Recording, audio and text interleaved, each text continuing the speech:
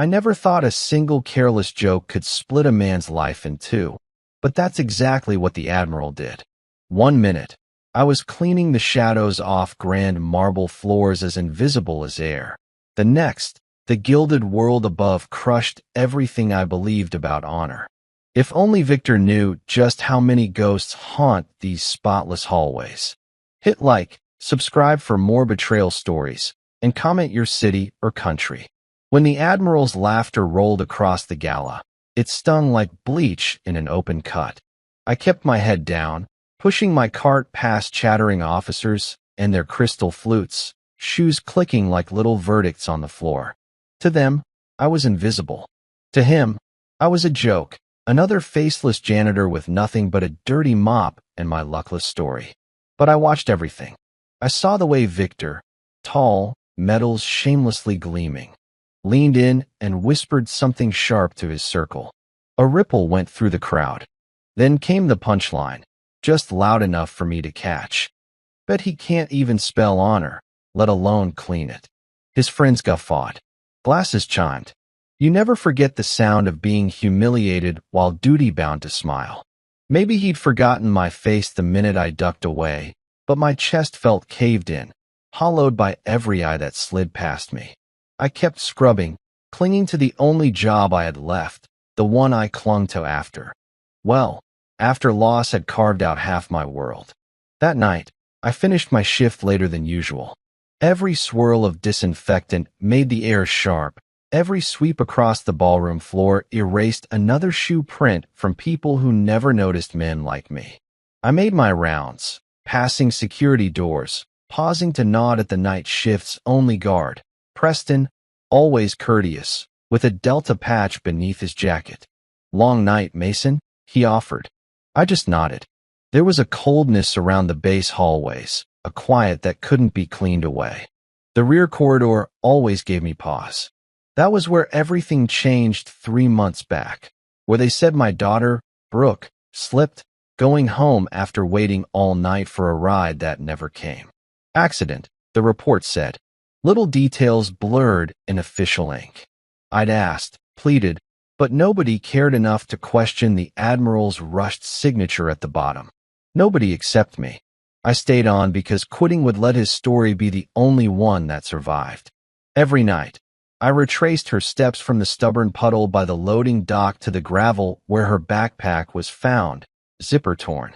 Each time, I expected something different, a message, a clue, anything to contradict official silence. But all I ever found was the echo of her laughter drifting from memories that always hit hardest at midnight. I started noticing what most overlooked, the cameras that didn't work that week, the guard shift logs that seemed too neat, the way Victor's eyes slid away from mine if we ever crossed paths in empty hallways. I started jotting details each day on slips of napkin in the staff room. The hurt got sharper with every little sign that her memory was being scrubbed away, just like I cleaned the floors. I'd see Victor on the news sometimes, decorated, smiling, polished by stories of heroism. The higher he climbed, the deeper I sank in my own darkness, trying not to drown entirely. But anger is a stubborn tide. It pulled me further from grief, towards a cold, dogged need for truth.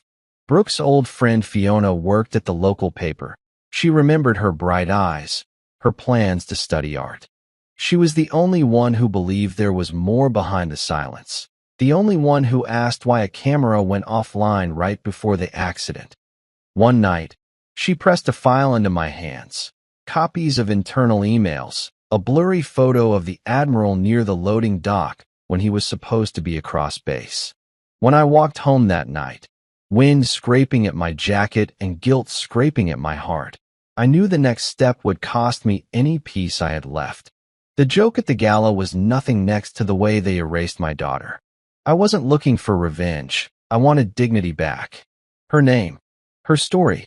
As I lay in bed, exhaustion refusing to settle, I stared at the cracks in the ceiling, replaying the Admiral's words and Brooke's last text to me. Almost home, Dad. I would make sure someone finally listened, no matter what it cost, No matter how spotless the floor needed to look for Victor and his friends to keep sleeping easy. There's an emptiness and grief that no one else can measure. After Brooke was lost, days blurred together, each one a splinter from the same aching board. I spent mornings staring at old texts, missing her complaints about cafeteria food and wishing for just one more late-night call. People who haven't lost a child say time heals. What I learned is that time doesn't heal. It hides the pain under routines, forcing you to smile for clean floors and distant supervisors. Not much changed after the gala. Victor strutted the base as if nothing had happened. His jokes still hung in the air, but I started noticing the glint in his eye. A confidence built not just on rank, but on something darker, a certainty that he was untouchable. The sort of man who could sign away a tragedy and never glance back. But Brooke's memory was different. Her spirit wasn't content to fade. I started finding small reminders. A slip of her art left taped beneath a bench, a photo tucked in a staff lounge drawer. It's as if she was leaving me tiny breadcrumbs, proof she mattered. Each piece wrung my heart tighter. Each made me feel her absence sharper than before. When I found the crumpled sketch under my locker, something in me changed. I couldn't let Victor's story be the only version. That week, I returned to the place Brooke called home, the gym where she taught art classes after her shift. Her best friend, Harper, was there, clearing out supply boxes. She didn't flinch when she saw me, just handed over a packet of photos, quiet and steady. She wanted you to have these. The first picture showed Brooke grinning, midnight hair in her eyes, a ring Victor had given her for a competition. I stared at it so long, my fingers went white. Harper hesitated before she left. You know she didn't slip, right? Her words caught me off guard. This base, secrets cling to the walls. The cameras near the loading dock never worked, not once. Harper's voice was thick with pain, but clear. Don't let them blame her for this. Since then, I started recording everything. Times, faces, passing remarks, scraps of tape from broken cameras. The file Fiona gave me grew. Every page a small rebellion against the way people above wanted Brooke's story buried under protocol. None of it felt like revenge. It was dignity. Her name, her memory, her story, not theirs. Rumors began to spread. I kept my head down, but whispers tickled the hallways, about budgets cut for maintenance, about security gaps, about staff with too much access. I didn't push the story. I let others fill the silence. Fiona worked her way into the heart of it, lifting details from reports that didn't match footage, facts that refused to be erased.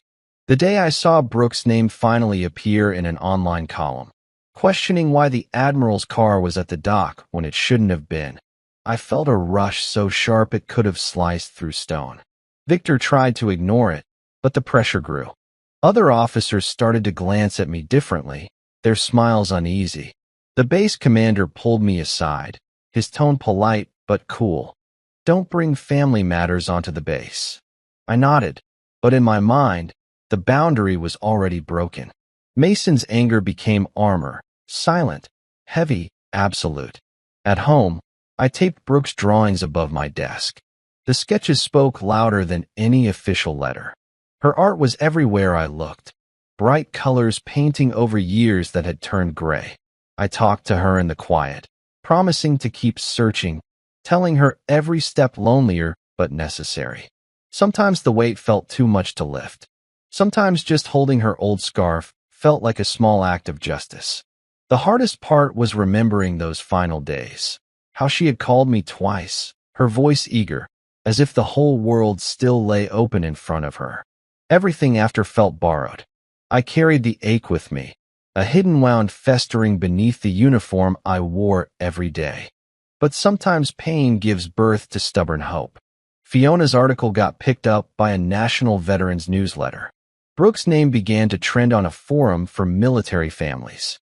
Old colleagues stopped me in the hallways, their eyes no longer full of pity, but of worry. Something was shifting, the old story unraveling. Harper came by again. Everything you're doing, don't stop. By then, The security team had started asking questions. Fiona pressed on, chasing every inconsistency until it formed a chain too obvious to ignore.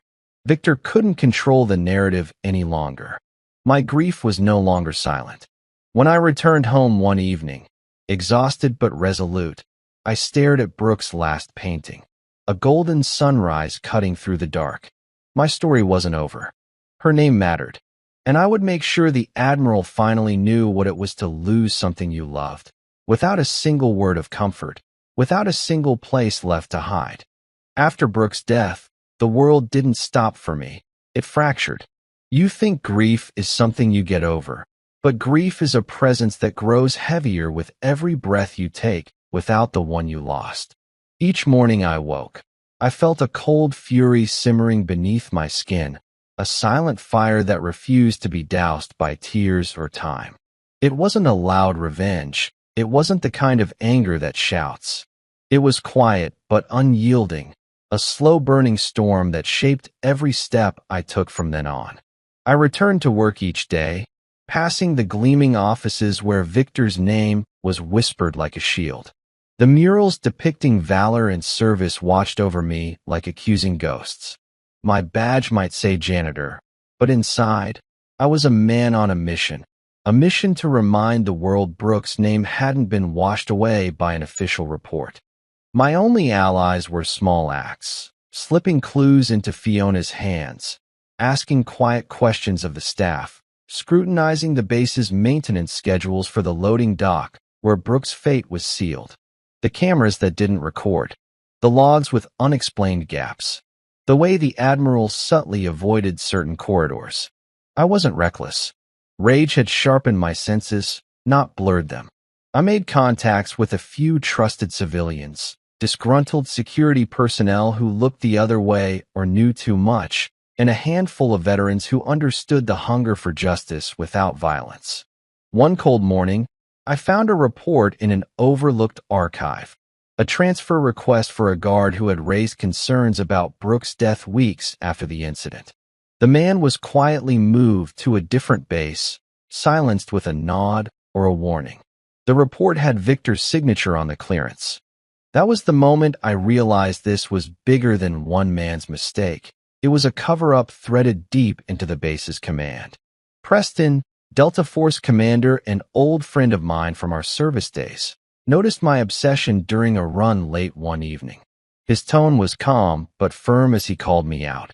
"Mason, you're digging in a hornet's nest. Are you sure you want to do this alone?" I nodded, voice low. "This isn't just for me. It's for Brooke. For the truth." Preston didn't warn me against the pursuit. Instead, he said, "Then I'm with you. But we move carefully. They've got more tricks than you think." Preston's military might brought legitimacy and protection, something I desperately needed as I pushed deeper. We started reviewing footage from every angle possible. What wasn't recorded was just as important as what was. Months of evidence gathered in dim offices and blurred faces in recordings began to piece together a narrative Victor wanted erased. One night, as I sat sifting through files at home, Bridget, an old friend of Brooke's from her art class, called. Her whisper broke my guard. "Victor's men have been following Fiona. She's scared." That fear of retribution wasn't new to me, but it pushed my resolve forward. The battle wasn't just against an indifferent admiral anymore. It was against a system built to protect its own at any cost. Fiona pushed her articles with a ferocity that rattled the base's higher-ups. Between her reports and Preston's strategic insights, the Admiral's empire began to crack. The story lost its illusion of neat closure. Brooke's death wasn't just an accident. It was a moment lost in a web of bureaucratic deceit. At one point, I saw Victor in a rare vulnerable moment, his public mask slipping during a closed-door meeting where whispers about initiating a commander's inquiry floated. He looked pale, unsteady, a man who suddenly understood the ground was shifting beneath him. But my focus wasn't on humiliation. I wanted accountability. I wanted those silent corridors echoing truths, not lies. Unable to watch from the sidelines, I sent my collected findings to the Inspector General anonymously. The whirlwind began. Investigations assigned, preliminary interviews with staff who'd held back, and a slow, grueling digging into logs, maintenance records, and witness accounts. This was no quick battle. It stretched into months that blurred into one another, where every new lead sparked hope and frustration in equal measure. But every report, every file, every interview solidified a picture of a man who chose status over truth, reputation over justice. Victor tried to silence the growing storm his way. A veil of denials, carefully worded public statements, and threats lobbed like shadow grenades. But Preston's presence on the base and Fiona's spotlight made it harder to hide. One night, alone in the cafeteria after hours, I overheard two officers discussing the commander's inquiry. The word accountability was tossed around like some distant, uncatchable dream. But I caught it. It was real. Fragile, yes, but real. Brooks' sketches line my walls now, her art a constant reminder that truth could not be swept away. Some nights, I still feel that cold wave crash over me, the void of what should have been. But the quiet rage driving me now is no longer just grief, it's purpose. Victor remains powerful, but his empire is cracked, not through furious rage, but through the quiet persistence of a father whose love refuses to be erased. And though the fight has just begun, I know one thing for certain. Brooks' name will never be forgotten. The arrival of Preston on the base was like a sudden gust of cold wind shaking loose dust that had settled too long. The man moved with an authority that didn't need medals or ceremony, a presence carved from years of bearing witness to battles far worse than any in the halls of this military installation. I hadn't seen him for years, but the moment he stepped into the mess hall, I knew things were about to change. The irony wasn't lost on me. Here was a Delta Force commander, the kind of soldier whose very name whispered legends, meeting quietly with a janitor fueled by grief and suspicion. But Preston had his reasons, deeper than honor or duty. He saw beyond the stains on my uniform and the dirt on my hands. He understood what Victor's name represented in these walls, and more importantly, he saw the cracks behind the facade before anyone else did. Our meeting was simple but heavy with unspoken truths. "Mason," he said one gray afternoon, leaning across the table while others kept their distance. "I heard what you're doing. Thought you could use a friend." For the first time since Brooks' death, I didn't feel alone. Preston's presence gave me access to corners of the base I could never reach alone. Locked rooms filled with evidence tucked away from public eyes, personnel whispers from veterans sworn to secrecy, and satellite reports that hinted at the impossible. He didn't just bring muscle. He brought insight into how battles were won quietly, without guns firing. It became clear Preston had history with Victor, history stained with brotherhood and betrayal. They'd fought side by side in conflicts most would never hear about, shared unspoken scars only war can forge. But loyalty has limits, and Victor had crossed too many lines. Preston's eyes hardened the day he found the first piece of real evidence, a motionless security tape hidden behind layers of classified redactions. It showed Victor near the loading dock the night Brooke died, far from the official story he'd told. The tape's grainy frames whispered betrayal louder than any shouted confession. We moved cautiously, aware that Victor's reach extended far beyond these walls. The Admiral wasn't just a man. He was a symbol of a system that valued rank over truth, image over justice. Every step we took was shadowed by threats too subtle to name aloud. The story started to take shape between Fiona's fearless reporting and Preston's dogged investigation. We pieced together a timeline that contradicted everything the official report claimed. Security logs mysteriously missing, emergency protocols ignored, and a web of lies spun carefully to protect those at the top.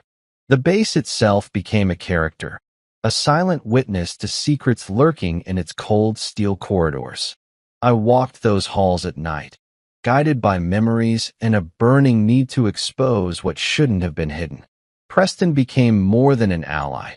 He became my guard against despair. His calm demeanor balanced my simmering anger. Together, we navigated the treacherous waters of military politics, fighting for a justice that felt like grasping smoke. One evening, as we reviewed the latest files in a dimly lit office, Preston looked at me with a weight that settled into my bones. "Victor made a mistake. He underestimated your resolve, and that's going to be his downfall." His words echoed long after the lights went out. I felt the first flicker of hope in months, a fragile flame I refused to let die. But the fight was far from over. Victor responded with all the power he had. Hushed threats, attempts to discredit Fiona, and pressure on anyone who showed sympathy to my cause. The base felt colder, the air thicker with unspoken warnings. Yet, every attempt to silence us only brought more attention to the cracks in Victor's story. Veterans from other units began coming forward, sharing rumors and whispers of similar betrayals. The truth was leaking out like blood from a hidden wound. Preston and I planned carefully, knowing one false move could end everything. We gathered witnesses, preserved evidence, and prepared for a battle that wasn't fought with bullets, but with words, documents, and unwavering conviction. That battle would test us all, our faith in justice, our endurance against betrayal, and the limits of the system we'd both sworn to serve. As I lay awake in the quiet of my small apartment, surrounded by Brooke's drawings and memories, I whispered a promise to her. Your story will be heard, not as a secret buried beneath medals and lies, but as a truth that cannot be denied. And Preston, standing guard through the darkest nights, knew that together we'd face whatever came next. Because some battles are fought not for glory, but for redemption. The more I dug, the clearer the pattern became. What started as a quiet search for answers had grown into something much larger, a tangled web of deception that stretched far beyond the walls of the base. Every day uncovered a new thread, one that tugged me closer to a truth Victor desperately hid. Secrets that didn't just threaten his career, but shook the very foundation of the command. Preston and I met often in corners made safe by years of tacit understanding. He brought contacts, resources, and most importantly, patience. "You've got to let this grow slowly," he said once, eyes dark with determination. "If you rush, they'll see you coming and clamp down harder. We have to be surgical." Surgical was right. One night, as I stared at yet another set of files Fiona had procured, something caught my eye. A fingerprint misplacement, a missing timestamp. It was subtle, the kind of error only a few could spot among a pile of official documents designed to obscure. But it was a crack, one that could split the carefully fabricated narrative wide open. I called Fiona right away, her voice thick with excitement. "This might be the piece we needed. If we link this to the security shift changes, they can't ignore it." Slowly, the base began to hum with unrest. People whispered in hushed tones, glancing over shoulders. Some questioned, others stayed silent out of fear. The stronger Victor's grip had seemed, the more fragile it had become. The journalists' articles started drawing attention beyond the perimeter, military think tanks, veteran support groups, even some within the higher echelons who had lost faith in the admiral's leadership. The pressure mounted until the commander's inquiry was no longer a rumor, but an inevitable reality. At first, Victor was defiant, conjuring speeches about honor and duty, painting himself the victim of a smear campaign. Examining his public statement, however, I sensed something slipping beneath the bravado, a man cornered, fighting to control a narrative that was spiraling out of reach. The base echoed with silent battles, silent because loud protests had no place here. Security officers followed new protocols, whispers of leaks suspected everywhere. It was during one sleepless night, fingers stiff from scrolling through digital files, that I stumbled upon an old incident report. It mentioned a meeting months before Brooke's death. Victor, a group of senior officers, and a security contractor whose name made my blood run cold. This contractor had left the base shortly after, their departure never publicly explained. Preston was the first to react. This guy could have been the key witness, someone who saw the real story. If he's gone, it's no accident. We devised a plan to track down this missing link before Victor's circle could bury every trace. The search took us down grim corridors of faded loyalties and veiled threats. When we finally found the contractor, a man named Colin, living anonymously in another state, his warning was clear. They'll stop at nothing to keep you quiet. You don't know who you're messing with. But we weren't backing down. Colin handed over confidential recordings, snippets of conversation revealing cover-ups, the shifting of blame, and the deliberate silencing of whistleblowers. Each new fragment of truth was a scalpel against Victor's facade. At times, the weight of it crushed me. The memories of Brooke, the shadows they cast over every clear moment. But Preston's steady presence reminded me that this wasn't just personal anymore. This was about exposing a rotten system hiding behind medals and ribbons. Victor's efforts to suppress the inquiry grew frantic. He orchestrated meetings, placed calls, tried every tactic to stall the investigation. But the foundation was cracking, and no amount of command orders could hold back the tide. Even some of his closest allies began to question the narrative. Rumors emerged of quiet dissent among the ranks, whisper networks plotting how to navigate the fallout. One afternoon, amidst a tense briefing, a sudden power outage plunged the base into darkness. The atmosphere tightened. This was no coincidence. I knew this was a message meant to intimidate, but it only sharpened my resolve. The base's echoing silence after the lights went out was unlike anything I had experienced. It was the silence before a storm, a silence filled with unspoken fears. One by one, I began to see cracks in the loyalty that had once seemed so resolute. Small acts of defiance. A guard refusing to follow orders, a technician quietly handing over files, a commander speaking out in private. Preston and I kept moving forward, documenting, assembling the puzzle until the full picture was clear. Victor had not only covered up Brooke's death, but he'd hidden a history of negligence and manipulation threatening everyone who dared speak out. When the inquiry officially opened, I was called to testify. Standing in the cold government chamber, under harsh lights and sharper questions, I felt the weight of every moment we'd unearthed. It was the culmination of months of pain and perseverance. Victor sat across the room, his composure visibly strained. The man who once mocked my presence now faced scrutiny from people who refused to accept his silence. The testimony that followed was brutal but necessary. Witnesses detailing negligence, security breaches, and intimidation. Lawyers challenged every claim, but the evidence was undeniable. The turning point came when Preston revealed a secret meeting between Victor and top officials, discussing ways to deflect blame. Suddenly, the scales tipped. The inquiry's hearings were broadcast quietly, reaching eyes and ears far beyond the base. Support flooded in, from veterans, families, even military leaders demanding accountability. Victor's empire began to crumble, not with noise, but with the slow erosion of truth. The process wasn't easy. Weeks passed like months, with moments of despair and fleeting hope. But through it all, I remembered Brooke, her smile, her dreams, the promise of justice I carried in her name. That promise carried me through the darkest days. The story of accident was no longer accepted at face value. It was dismantled piece by piece until only a hollow shell remained.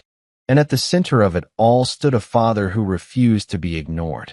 The day the inquiry hearings began, the base felt different, as if every wall, every hallway, held its breath in anticipation of judgment. I was no longer just Mason, the janitor with a lost daughter. I had become a symbol of resilience and courage, carrying the raw weight of truth that no rank could silence. Preston was at my side, steady as ever, a shield against the storm that was about to unfold. His presence was more than support. It was validation that justice was within reach, even if cloaked in darkness.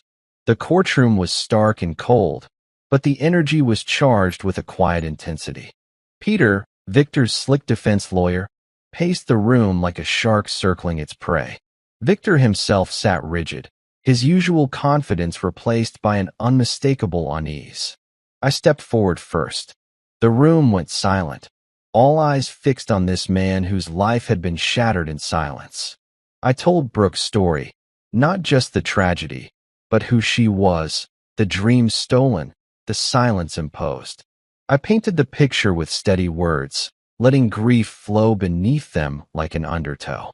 No theatrics, just raw emotion and relentless facts. The reaction was electric. Some hardened faces softened, others shifted uncomfortably. Sections of the military brass exchanged looks that betrayed uncertainty and fractured loyalties. The testimony opened the floodgates.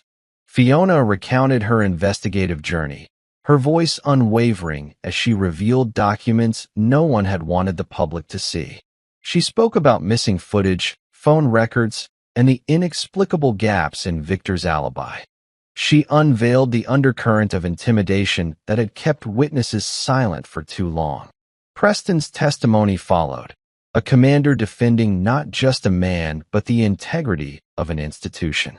He detailed his years alongside Victor, the trust broken, and the moral imperative that compelled him to stand against his former comrade. His words hit hard, resonating like a mantra of honor lost and justice pursued. But the case's most shattering moment came with an unexpected revelation. A whistleblower came forward, an officer who had served quietly in the shadows, revealing a plot to obfuscate evidence and protect Victor at all costs. Their testimony unveiled late-night meetings, orders to tamper with security records, and a chilling acceptance that Brooke's death was to be written off under accidental causes, no matter what the truth held. The courtroom was stunned. Victor's veneer cracked. His eyes darted around, searching faces for support, but it was too late. The layers of protection he had relied on were peeling away under scrutiny. He rose to defend himself, his voice sharp but brittle, weaving tales of loyalty, sacrifice, and unfortunate accidents. Yet, every claim was met with piercing counter-evidence and mounting outrage. Throughout the hearings, the base was a battlefield of whispers and uncertainty. Some soldiers defended Victor fiercely, arguing loyalty and service. Others embraced the tide of change, seeing this as a reckoning long overdue. Outside the court, news spread quickly. Social media buzzed with debates and heartfelt messages from military families. Brooke's name became a symbol of courage and the urgent need for transparency. The inquiry didn't just seek to judge one man.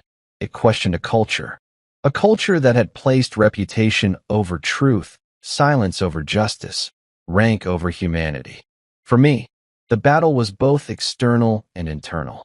Each piece of testimony brought a surge of hope mixed with fresh pain. I relived moments I wished I could forget, her last texts, the phone call she never made, the day I last held her hand. But the story had momentum now, a life of its own. I wasn't alone.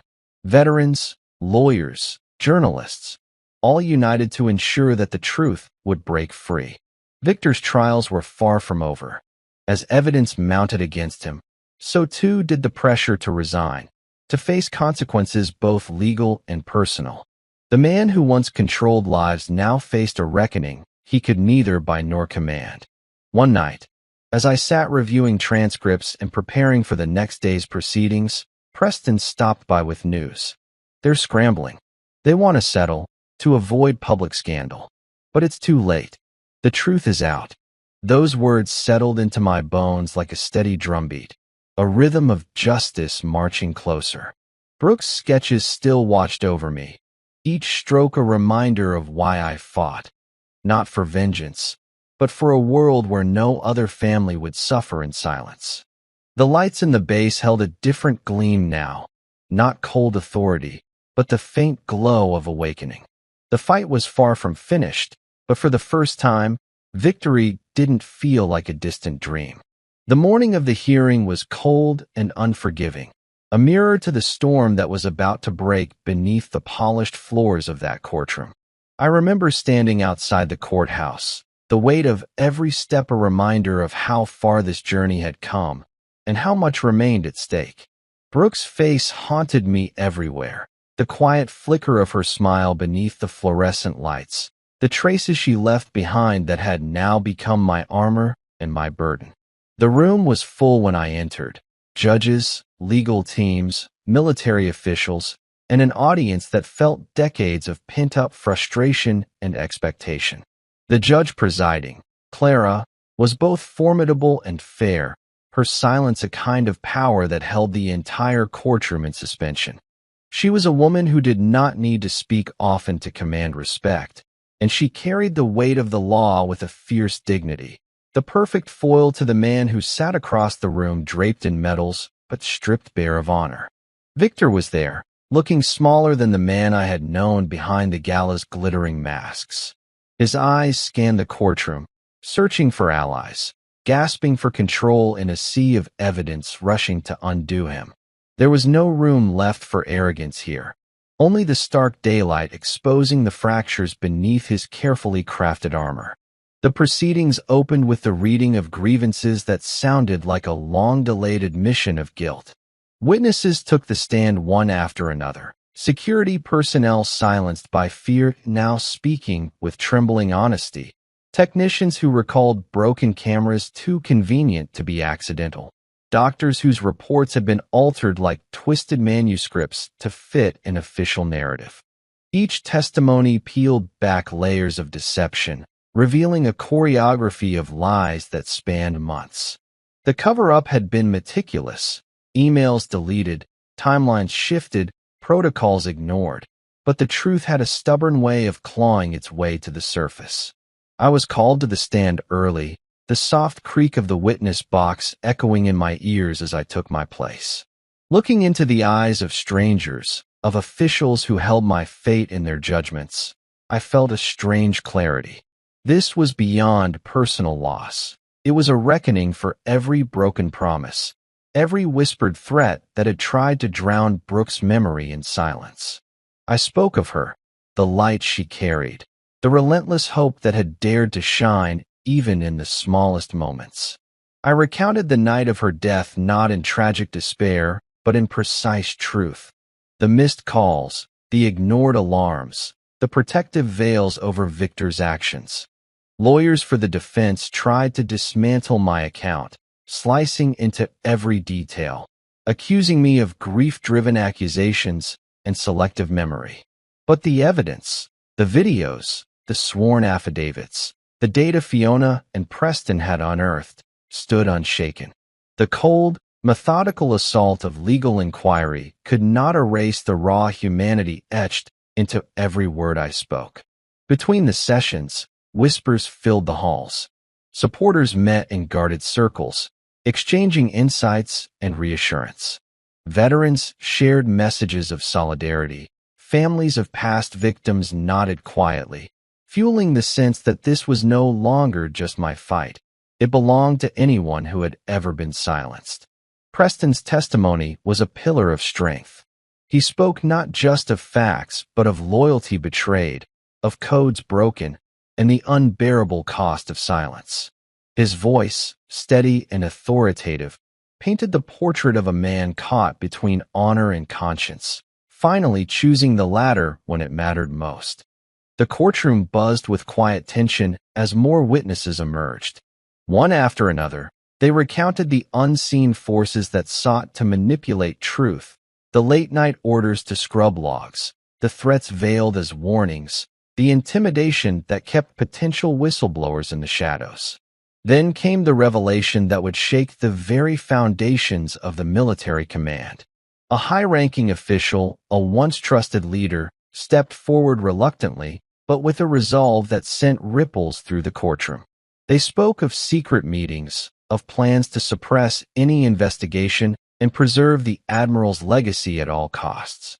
Their voice, tinged with regret, unveiled a strategic betrayal that placed rank and reputation above human lives.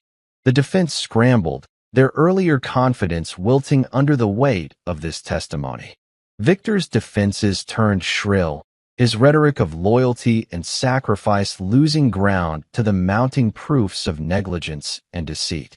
It was during the cross-examination of Victor himself that the atmosphere shifted palpably. For the first time, cracks appeared in his armor, not just in words, but in his body language. His eyes betrayed desperation, his controlled calm giving way to a man confronting the unraveling of everything he had built. As detailed questions pierced his testimonies, inconsistencies emerged, contradictions that could no longer be glossed over by rank or fame.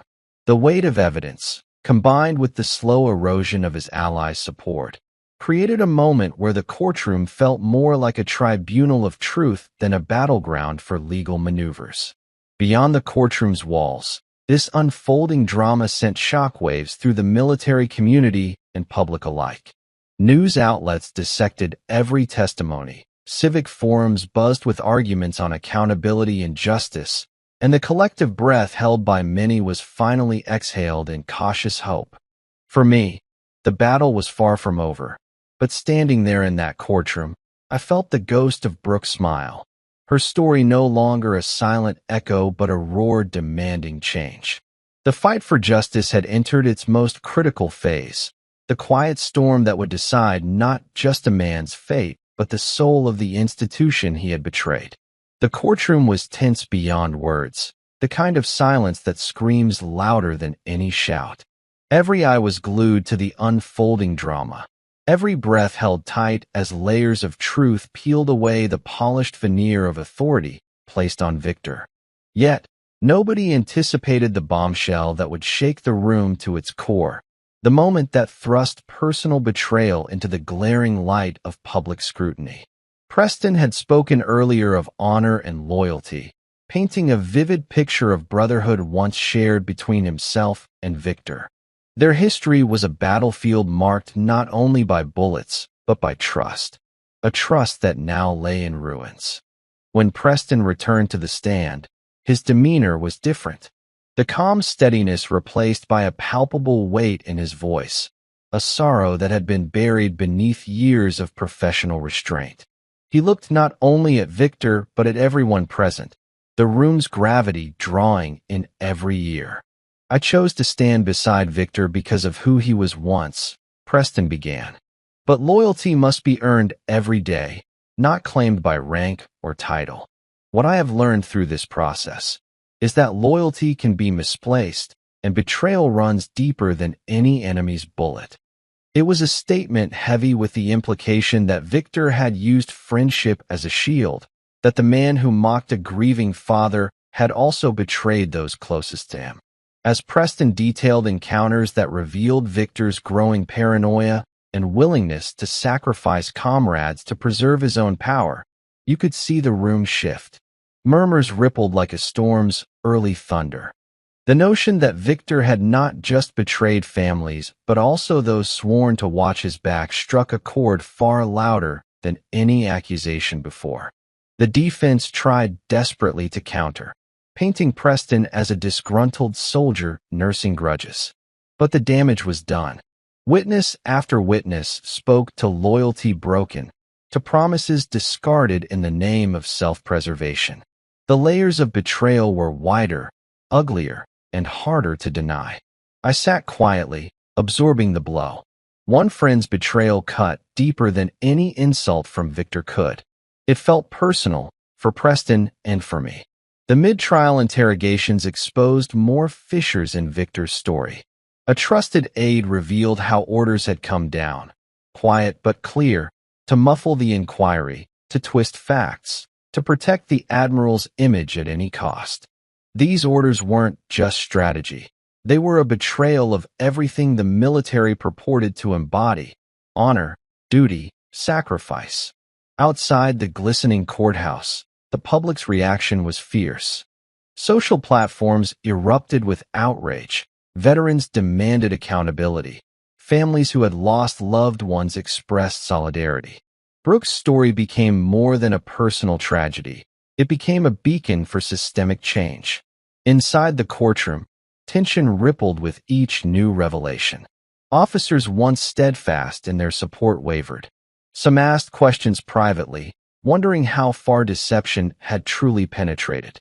Victor's defenses began to show cracks. His confident facade gave way to anger and desperation. When pressed on inconsistencies and evidence of cover-ups, his sharp retorts lost force. In one intense moment, a lawyer's pointed question about Victor's role in approving personnel transfers foundered as he faltered, trying to reconcile conflicting versions. The slow accumulation of what felt like inexorable truth became almost a character by itself, a silent force stripping away carefully maintained illusions. The pressure wasn't just institutional. Within Victor's inner circle, fractures appeared.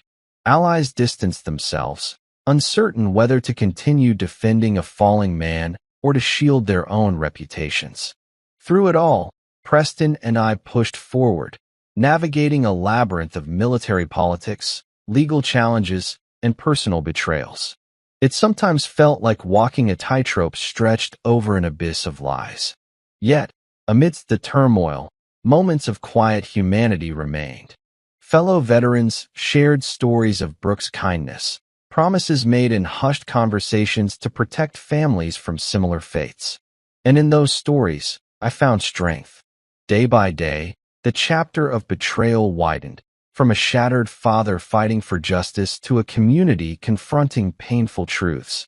When the day ended, I found myself surrounded by friends, family, and strangers bound by shared loss and hope.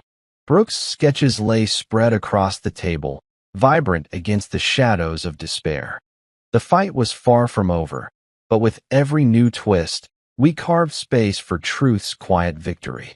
Victor had underestimated how far betrayal could cut, especially when it came from within. The air in the courtroom was thick with tension, a heavy silence that felt heavier than any shouted accusation. The trial had become more than just a process of facts. It was a reckoning of truth and the cost of silence. Every testimony, every piece of evidence brought us closer to unraveling the web of betrayal surrounding Brooks' death and the man who had tried to bury it. Victor sat stoically, the medals on his chest like cold reminders of a history now stained by deception. His face was a mask, but behind it, I could see the cracks, moments where the weight of the legacy he tried to protect pressed down too harshly to bear. The courtroom watched quietly as the witnesses spoke, their voices steady yet filled with the kind of pain only lived experience can bring. Among them were fellow veterans, men and women who had served under Victor's command and had seen the cracks in his leadership, but felt trapped by loyalty and fear. One particularly powerful moment came when a former lieutenant stood up, recounting the failed attempts to alert higher command about the security lapses on the base. His testimony was precise, detailing how warnings were dismissed, how protocols were ignored, and how lives were repeatedly put at risk, not just Brooks, but countless others. His words struck a chord beyond the walls of the courtroom. The base was no longer just a place of honor, but had become a ground riddled with silence and sacrifice that went unrecognized. Throughout the trial, I held on to Brooks' memory like a lifeline. Her laughter, her dreams, her relentless spirit. They were the fire that kept me going when the weight of the past threatened to pull me under. The defense tried to shift blame, to paint the tragedy as a mere accident, something unfortunate but not malicious. But the truth refused to be buried.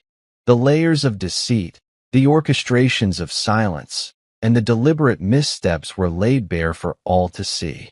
In the final days of the hearing, the Judge Clara delivered a powerful statement reminding everyone present about the real cost of justice, how it extends far beyond legal verdicts, shaping the legacies we leave behind. She spoke of honor not as a shield, but as a responsibility, a duty to protect those who cannot speak for themselves. The courtroom was somber but hopeful. The testimonies had changed the narrative, not just of a single man's actions, but of a culture that needed to change. Victor's fate was decided by those who sought not only to punish but to prevent future betrayals. As I left the courtroom that day, I felt a shift, not just in the case, but in myself. Justice was no longer distant. It was a tangible hope resting in the hands of those willing to fight for truth.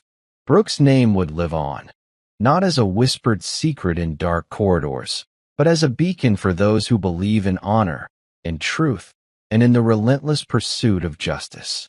The day came when the courtroom fell silent, not from absence of noise, but from the weight of histories cleansed and wounds laid bare.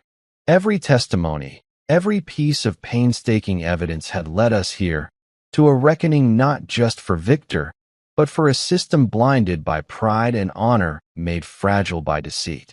When the verdict was read, a slow breath of release swept through the room. Victor would face consequences he had long evaded, restrictions on his rank, a career unraveled by the very titles he had used as armor. Not the vengeance some expected, nor the fiery justice demanded by anger, but a quiet, resolute dismantling of a legacy built on lies. I stood beside Preston outside the courthouse, watching the sun dip below the horizon in a sky streaked with gold and crimson, the very colors Brooke had used in her paintings. For so long, I had carried the unbearable weight of loss and silence. Now, there was a new burden, the responsibility to heal, to rebuild, and to make sure that no one else's voice was stifled in the dark. The fight against betrayal does not end with a verdict. It continues in the quiet moments, moments when families find solace, when communities learn to listen, and when the shadows of the past are met with the light of truth. Victor's silence in those final days was loudest of all, a testament to what truly matters when all else is gone: accountability. But justice isn't revenge. It is the dignity restored to those wronged, the hope reborn in the hearts of the betrayed. Brooke's memory, once a fragile whisper, had become a call to action, a reminder that even in the darkest narratives, there is space for quiet strength and healing. As the sun set, I thought of how far we had come, from the mocking laughter at a gala to this moment of solemn peace. For every story broken, every life shattered, there is a chance to build something new: truth, justice, and above all, remembrance. Before we part, I want to ask you, where are you watching this from? Please share your city or country in the comments. Your presence means more than you know. Remember to like and subscribe for more stories of betrayal, quiet revenge, healing, and epic journeys through betrayal and justice. Each story I bring to you is crafted with the deepest respect for those unheard voices, and your support fuels this journey. And one last thing, tell me in the comments what kind of stories you want to hear. What pain, what triumph, what quiet revenge moves you. I will bring you stories that matter, stories that touch the heart and shock the soul, stories that you'll never forget. Thank you for being part of this journey. Our next epic awaits: thrillers, revenge, betrayal, and justice. Stay tuned, stay strong. And remember, not every story ends after 6 months or a year. Some live on, growing, evolving, haunting us in ways we never expect. So buckle up, because the next story will be even more gripping, more heartbreaking, and more unforgettable. Until then, take care.